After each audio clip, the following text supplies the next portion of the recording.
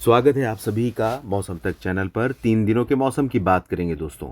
उम्मीद है कि आशा है कि आपका जो दीपावली का पर्व है बहुत ही सुखमय और आनंद से बीता होगा। आप सभी को पुनः शुभकामनाएं और माता लक्ष्मी की कृपा और सुख और समृद्धि का जो ये अवसर है, आपकी फसल का कटाई का समय है और दीपावली का पर्व सुख और समृद्धि का संदेश देता है, उल्लास मन में भरता है, विश्वास मन में भरता है। तो इस अवसर पर आप सभी के घर में सुख और समृद्धि का वास हो, मंगलमय हो आप सभी का समय। शुरू करते हैं देश के मौसम का हाल, जानेंगे अगले 3 दिनों में कैसा मौसम रहेगा। आज 21 अक्टूबर है। 21, 22 और 23 अक्टूबर को देश में तमाम जगहों पर बारिश होने की संभावनाएं नज़र आ रही हैं। अगर हम बात मौसमी सिस्टमों की करें तो अरब सागर पर बना सिस्टम इंटेंसीफाई हो रहा है और ये लगभग डिप्रेशन की इंटेंसिटी में पहुंच गया है और यहाँ पर जो सिस्टम बना हुआ था वो धीरे धीरे लो प्रेशर एरिया में तब्दील हो रहा है।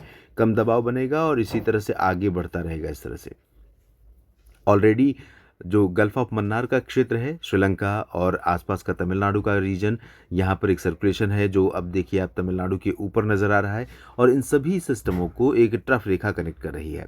अनुमान ये है कि ये सिस्टम धीरे धीरे अपना रास्ता इस तरह से बदल सकता है और इधर से ये सिस्टम भी पहुंचेगा। तो दोनों सिस्टमों के प्रभाव से संभावना यह है कि 25 अक्टूबर से 30 अक्टूबर 31 अक्टूबर के बीच में उत्तर भारत तक बारिश पहुंच जाएगी, जिसमें उत्तर प्रदेश भी शामिल होगा, बिहार के भी कुछ हिस्से शामिल होंगे और मध्य प्रदेश के उत्तर पश्चिमी क्षेत्र भी शामिल होंगे। तो फिलहाल अभी जो चांसेस दिखाई दे रहे हैं दोस्तों, आज जैसा कि अनुमान था, मैंने कहा था अपने वीडियो में कि इस रीजन में पंजाब, हरियाणा, दिल्ली और साथ ही राजस्थान और उत्तर प्रदेश के भागों पर हवा की दिशा थोड़ी सी उत्तर की हो जाएगी और इसी के चलते दिल्ली एनसीआर में आज सुबह जो पोल्यूशन लेवल रहा है वो उस लेवल पे नहीं बढ़ा, उस स्तर पर नहीं गया कि लोग बहुत शोर मचाना शुरू कर दें और इसमें तमाम लोग ये छाती पीटना शुरू कर दें कि पटाखों ने दिल्ली को गैस चैम्बर में तब्दील कर दिया। तो कहीं न कहीं हवा ने थोड़ी सी मदद की है और पोल्यूशन लेवल उस स्तर पर नहीं पहुंचा है जिस स्तर पर आतिशबाजी के बाद पहुंचने की आशंका जताई जा रही थी। इस बीच यहाँ पर जम्मू कश्मीर और गिलगित बाल्तिस्तान, मुजफ्फराबाद, लद्दाख से लेकर के उत्तराखंड के बीच पर एक डब्ल्यूडी का प्रभाव दिखाई पड़ेगा। कुछ बादल नजर आएंगे श्रीनगर से लेकर के नैनीताल तक। शिमला में भी बादल होंगे और आंशिक बादल जो रहेंगे यहाँ पर पहाड़ों पर, उनके चलते कुछ जगहों पर हल्की बूंदाबांदी, हल्की वर्षा या बहुत हायर रीचेज पर कुछ फुहारें जो बर्फ़ की होती हैं वो पड़ सकती हैं। बाकी पंजाब, हरियाणा, दिल्ली और राजस्थान तथा उत्तर प्रदेश के भागों में दिन में हवा थोड़ी सी और इंटेंसीफाई हो सकती है, जिसके कारण आसमान और साफ होने से धूप का प्रभाव बढ़ेगा और मौसम में उमस जो थी वो कम हो रही है, कम हो जाएगी और ये स्थिति आपको बिहार तक दिखाई पड़ेगी। लेकिन झारखंड, गंगे पश्चिम बंगाल, उड़ीसा, छत्तीसगढ़, इन सभी रीजन्स पर हवा बंगाल की खाड़ी की है और बंगाल की खाड़ी की हवा दोस्तों हमेशा नमी लेकर आती है, उमस लेकर आती है। तो उमस के चलते यहाँ पर गर्मी और उमस परेशान करेगी और नीचे की तरफ अगर हम देखें इधर पूर्वोत्तर भारत की तरफ, तो यहाँ निचले इलाकों में मिज़ोरम, त्रिपुरा और मणिपुर में कुछ जगहों पर बूंदाबांदी हो सकती है। शेष पूर्वोत्तर राज्यों में ड्राई और क्लियर वेदर रहेगा और बादल मध्य प्रदेश तक पहुंच रहे हैं। रीवा, सीधी, सिंगरौली से लेकर के अब ये बादल आगे बढ़ने लगे हैं। संभावनाएं यहाँ पर दिखाई दे रही हैं प्रयागराज और आसपास के रीजन से लेकर के उत्तर प्रदेश का जो रीजन है दक्षिणी हिस्सा, जिसे बुंदेलखंड क्षेत्र कहते हैं, प्रयागराज, सोनभद्र, मिर्ज़ापुर, भदोही से लेकर के रीवा, सीधी, सिंगरौली और खजुराहो, सागर, सतना, पन्ना, टीकमगढ़, निवाड़ी, दतिया और ऊपर की तरफ, नीचे की तरफ जबलपुर, मांडला, बालाघाट, कटनी, शहडोल, अनूपपुर, डिंडोरी से लेकर बैतूल और छिंदवाड़ा, हरदा और भोपाल, विदिशा, शाजापुर, इन क्षेत्रों में कुछ जगहों पर बरसात हो सकती है। इधर उड़ीसा, छत्तीसगढ़ के दक्षिणी भागों में कई जगहों पर बरसात की संभावनाएं हैं और पश्चिमी मध्य प्रदेश का जो एक्सट्रीम पश्चिमी रीजन है, जिसमें ग्वालियर, शिवपुरी, श्योपुर और नीमच, रतलाम और मंदसौर, इन क्षेत्रों में चांसेस कम हैं। गुजरात में भी ड्राई वेदर रहेगा, चाहे गुजरात रीजन हो या सौराष्ट्र और कच्छ हो या राजस्थान, पंजाब, हरियाणा, इन सभी भागों में ड्राई वेदर के बीच में उत्तर की हवाएं चलेंगी। मध्य प्रदेश के साथ महाराष्ट्र के ऊपर बरसात की संभावनाएं कई जगहों पर रहेंगी। विदर्भ में भी मराठवाड़ा, मध्य महाराष्ट्र और कोंकण गोवा इंक्लूडिंग मुंबई, पुणे, नासिक, नंदुरबार, धुले, जलगांव, नागपुर और सांगली, सतारा, कोल्हापुर, सोलापुर, साथ ही गोवा में भी बरसात हो सकती है और कर्नाटक, केरल, तमिलनाडु तथा आंध्र प्रदेश, रायलसीमा, इन सभी जगहों पर मध्यम से भारी वर्षा होने की संभावना अगले 24 घंटों में नजर आ रही है। दक्षिण भारत में तमिलनाडु खास तौर पर प्रभावित होगा, जहां मूसलाधार वर्षा हो सकती है अगले 24 घंटों में। आइए अब जानते हैं किस तरह का मौसम 22 अक्टूबर को रहेगा। दोस्तों 22 अक्टूबर को अभी उत्तर भारत पर ज़्यादा प्रभाव नहीं बढ़ पा रहा है। उत्तर भारत पर डब्ल्यू डी एक पहाड़ों पर है और इसके चलते लद्दाख और गिलगित बाल्तिस्तान, मुजफ्फराबाद से लेकर जम्मू कश्मीर, उत्तराखंड के बीच में कहीं कहीं पर हल्की वर्षा होने की संभावनाएं रहेंगी। निचले इलाकों पर ज़्यादा परिवर्तन नहीं रहेगा, इंक्लूडिंग बिहार और मध्य प्रदेश के दक्षिणी क्षेत्रों को छोड़कर, दक्षिण में मतलब भोपाल और बैतूल तथा बुरहानपुर, अलीराजपुर को छोड़कर के धार, मंदसौर को छोड़कर शेष भागों में ड्राई वेदर और छत्तीसगढ़ तथा ओडिशा के भी उत्तरी रीजन पर ड्राई वेदर रहेगा। बिहार में भी शुष्क मौसम रहेगा। पूर्वोत्तर में भी उत्तरी क्षेत्रों में शुष्क मौसम रहेगा। मेघालय से लेकर नागालैंड और मणिपुर, मिजोरम, त्रिपुरा में लाइट रेन की संभावना रहेगी।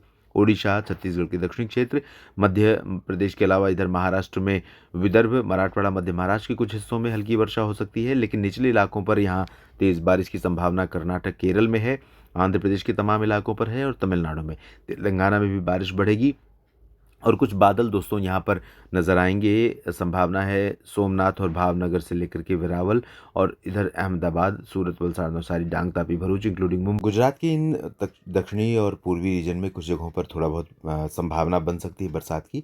शेष क्षेत्रों में यानी सौराष्ट्र के दक्षिणी क्षेत्रों के अलावा उत्तर का जो रीजन है, जिसमें राजकोट, जूनागढ़, अमरेली, बोटाद और वेरावल, द्वारका का रीजन है, साथ में सौराष्ट्र के साथ सटा हुआ कच्छ का क्षेत्र, उत्तरी रीजन महसाना, पाटन, साबरकांठा, बनासकांठा, इन भागों में भी ड्राई वेदर रहेगा।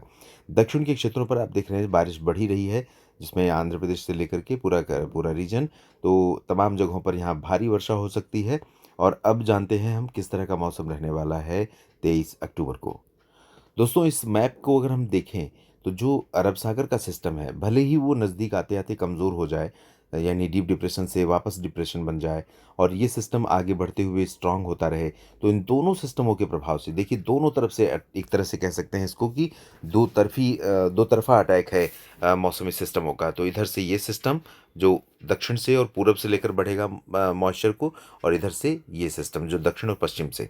तो इसके चलते क्या होगा कि परिवर्तन आपको जल्दी ही झारखंड, बिहार और उत्तर प्रदेश के क्षेत्रों में और साथ में इधर आने वाले दिनों में उत्तराखंड और दिल्ली तक मौसम प्रभावित हो सकता है।